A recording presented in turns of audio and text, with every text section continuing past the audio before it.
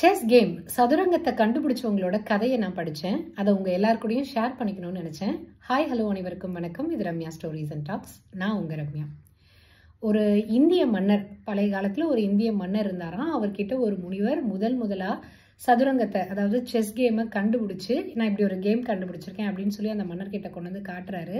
அந்த மன்னரும் அதை வாங்கி பார்த்துட்டு அந்த விளையாட்டெல்லாம் விளையாண்டு பார்த்துட்டு ரொம்ப சந்தோஷப்பட்டு, ஓகே இது விளையாட்டு ரொம்ப நல்லா இருக்கு, இதை கண்டுபிடிச்சதுக்கு உங்களுக்கு வெகுமதியா ப்ரைஸா நீங்கள் என்ன கேட்குறீங்களோ கேட்குறத நான் கொடுக்குறேன் அப்படின்னு ஒரு வாக்குறுதி கொடுத்துட்றாரு.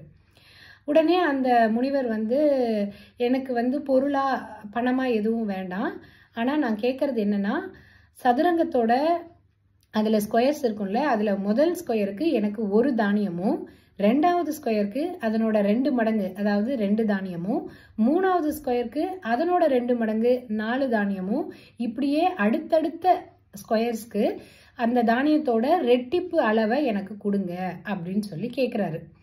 அப்படியே 64 ஸ்கொயருக்கும் அந்த சதுரங்க போர்டு நிரம்புற வரைக்கும் எனக்கு கொடுங்க அப்படின்னு சொல்லி கேட்குறாரு. மன்னரும் இவ்வளோ தானே, தானியம் தானே கேட்குறாரு, கொடுத்துடலாம் அப்படின்னு சொல்லிட்டு, நம்மக்கிட்ட தான் நிறைய தானியங்கள் இருக்கே அப்படின்னு சொல்லிட்டு அதை சிம்பிளான ஒரு விஷயம்னு நினச்சிட்டு அதுக்கு ஒத்துக்கிட்டு வாக்குறுதி கொடுத்துட்டு அவரோட ஃபினான்ஷியல் மினிஸ்டர், பொருளாளரை கூப்பிட்டு, இந்த மாதிரி ஒரு தானியம் கேட்குறாரு, ஒரு ஸ்கொயருக்கு ஒரு தானியமாக அதை கொடுத்துருங்க அப்படின்னு சொல்லிடுறாரு. உடனே அந்த பொருளாளரும் கொடுக்க ஆரம்பிக்கிறாரு. முதல் ஸ்கொயருக்கு ஒரு தானியம் கோதுமை, ரெண்டாவதுக்கு அதனோட 2 மடங்கு 2, மூணாவதுக்கு அதனோட 2 மடங்கு 4, இப்படியே கொடுத்துட்டே போகும்போது 20வது ஸ்கொயர் வரும்போது அவருக்கு தெரிஞ்சிருச்சு, இந்த மாதிரி ரெட்டிப்பாக்கி தானியங்களை கொடுக்கறது ரொம்ப கஷ்டம் அப்படின்னு. ஏன்னா 20வது சதுரங்கத்துக்கே ஸ்கொயருக்கே அவருக்கு 1 மில்லியன் தானியம் தேவைப்பட்டது. 40வது ஸ்கொயர் வரும்போது 1 பில்லியன் தானியம் தேவைப்பட்டது. இப்படியே போச்சுன்னா 64 ஸ்கொயருக்கும் ரெட்டிப்பாயிட்டே போகும்போது 18 குவிண்டிலியன் தானியம் தேவைப்படும்.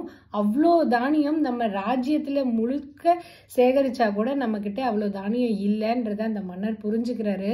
இது ரொம்ப கஷ்டமான ஒரு கோரிக்கை இவருக்கு கேட்டதுங்கிறத புரிஞ்சுக்கிட்டு மன்னர் போய் அவர்கிட்ட ஒத்துக்கிறாரு. நீங்கள் கேட்டதை என்னால் கொடுக்க முடியல, இவ்வளோ தானியங்கள் என் ராஜ்யத்திலேயே இல்லை அப்படின்னு சொல்லி ஒத்துக்கிறாரு.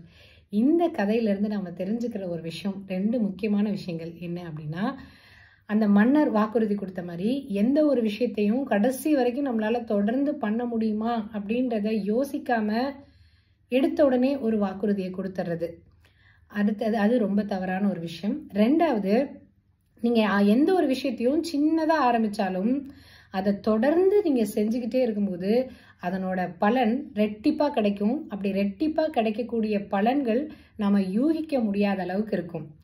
இப்போ முதல் ஸ்கொயருக்கு அவர் ஆரம்பிக்கும் போது ஒரே ஒரு தானியம்னு தான் ஆரம்பிச்சாரு, கோதுமை தானியம் தான். ஆனா அது ரெட்டிப்பாயிட்டே போகும்போது 18 குவிண்டிலியன்ல போய் முடிஞ்சது.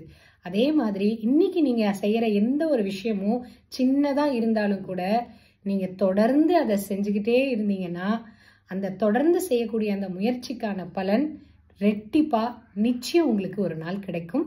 அந்த பலன் நீங்களே யூகிக்க முடியாததா இருக்கும். அதனாலதான் வெற்றிக்கான முக்கியமான ஒரு ரகசியமா கன்சிஸ்டன்சியை சொல்றாங்க.